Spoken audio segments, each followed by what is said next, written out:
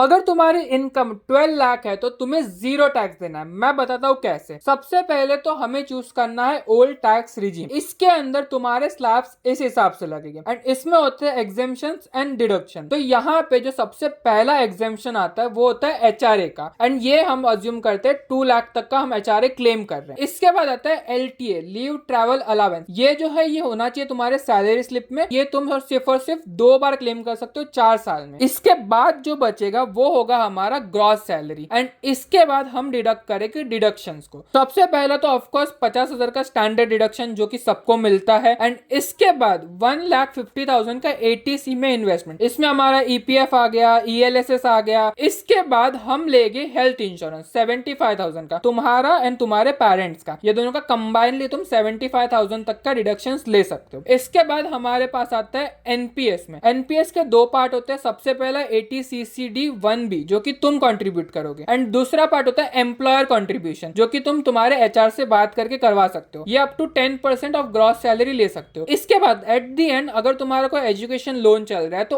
उसका भी तुम इंटरेस्ट जो है उसका डिडक्शन ले सकते हो। अब आई नो तुम बोलोगे यार इतने सारे डिडक्शन लाएगे कहां से, बट हमारा मेन एम ये है कि तुम्हारी टैक्स लायबिलिटी कम से कम बने। तो इसके बाद जो टैक्सेबल इनकम बनती है वो बनती है 4,81,000। कॉज हमारे पास 12,500 का रिबेट है तो तुम्हें जीरो टैक्स देना